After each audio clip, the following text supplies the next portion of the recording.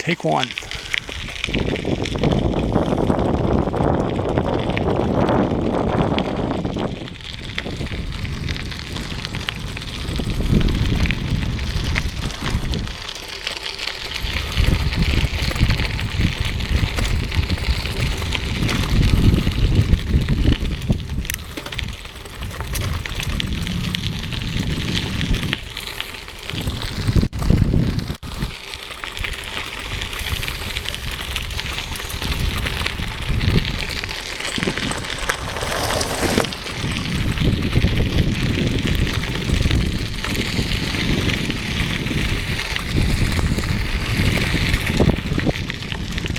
Alright, let's loop around, go back home.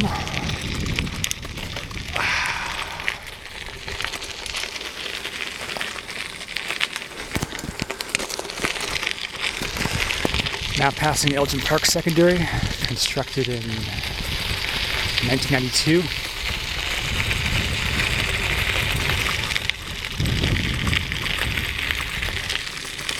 I can't really see it through the trees.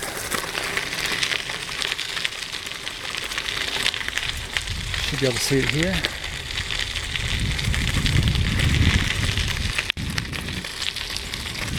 Briefly,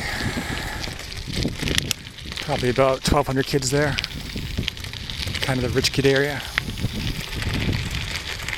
Well, I'm sure they're nice people. Right before that school opened, I was in grade 8 at San Diego Secondary, just to the east here. And the school was really overcrowded. There must have been about 30 portables. And of course, they tend to stick the lower grades in there, so I had a couple classes in there. Air quality is not so great, especially in the winter when I have to run the heater. But anyway, the point being, the population of the school must have gone from about 2,200 to maybe down to 1,600 just from that year to the next. Because Elgin opened up and everybody lived around here, went to Elgin. So they got rid of most of the portables and it was a lot more relaxed after that. The entire scheduling system got a makeover like before in grade 8, 92, 93. Yeah, they had this complicated kind of alternating block system so they could fit everybody in.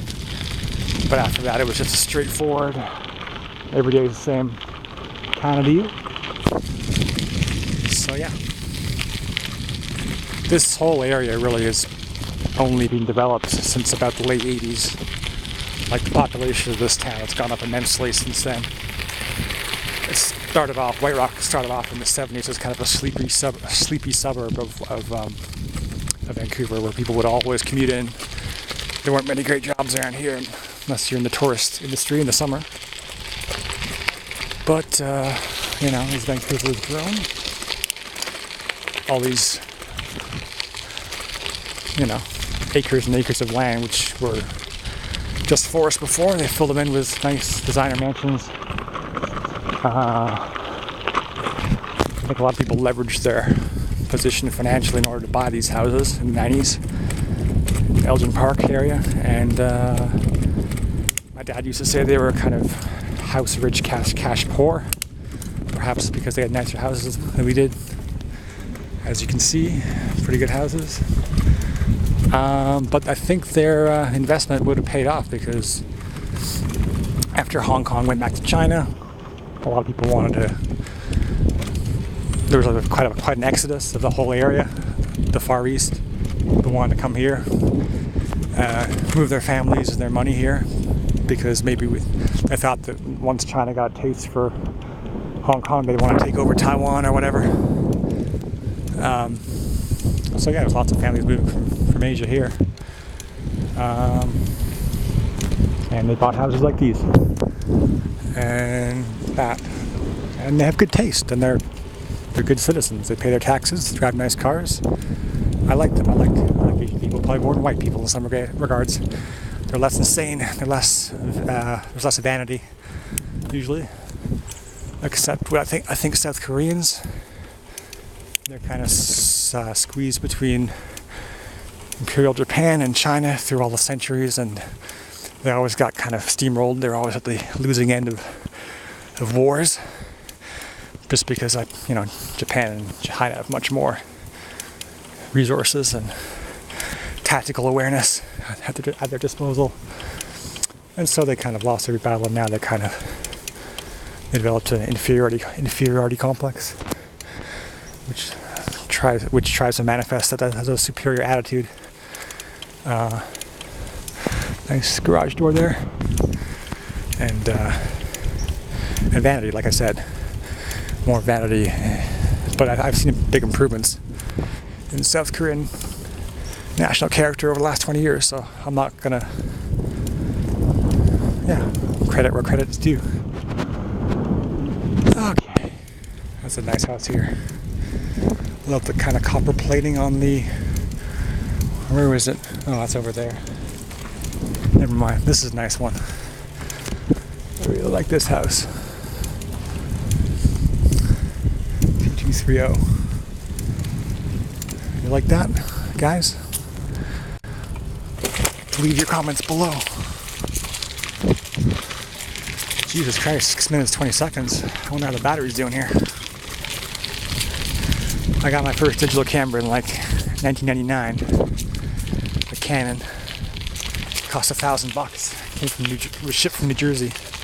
Kind of bleeding edge, but it was great. But the battery life did not last, and the LCD screen consumed a lot of power.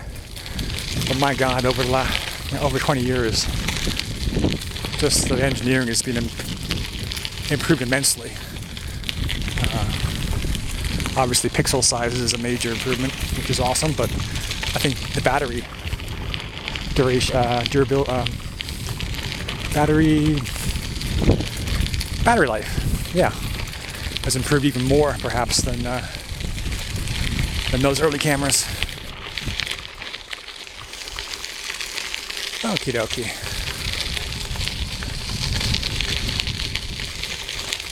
I guess I probably can't post this on Instagram because I think you need a smartphone for that. It kind of sucks. Let's see. Well, I guess I could post this on YouTube. Man, it is pretty hot here today. Whew. Probably going to end up being the hottest day of the entire year here in Vancouver. The forecast call for 30 degrees. I would definitely believe that right now. Almost out of this. There's this really nice ribbon trail running through these Elgin estates. There's like, basically you can go be under the trees and be on a path the whole way through between this main road up ahead, 140th, and all the way down to, I don't know,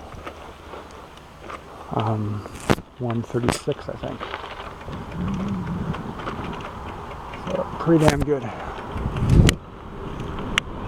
This place, I'm in Surrey now, Surrey, BC, and the reason they called it that is because initially the English explorers sailing up the Fraser River, they looked to the south and saw the vast swath of verdant forest, and it was so beautiful and lush and forested that it reminded them of their home back in Surrey, England, which apparently also has a lot of nice forests like this. So that's why it's called Surrey. That name became a bit of a joke, a bit of a buzzword in the 80s and 90s because it was regarded as kind of less polished, sophisticated, like kind of junkies and prostitutes and sleazy girls were thought to make up a lot of the people in Surrey, and perhaps that was true. This is South Surrey. This was always it's by the ocean basically, so there's the property values are high. It's beautiful. It's always been a nice place to live, but the bulk of Surrey is across the floodplain to the north. I'm now traveling south. And yeah, it was kind of on the rough end of things. There was a lot more crime. It was just less pleasant, but the development that's happened over the last 20, 25, 30 years has been remarkable.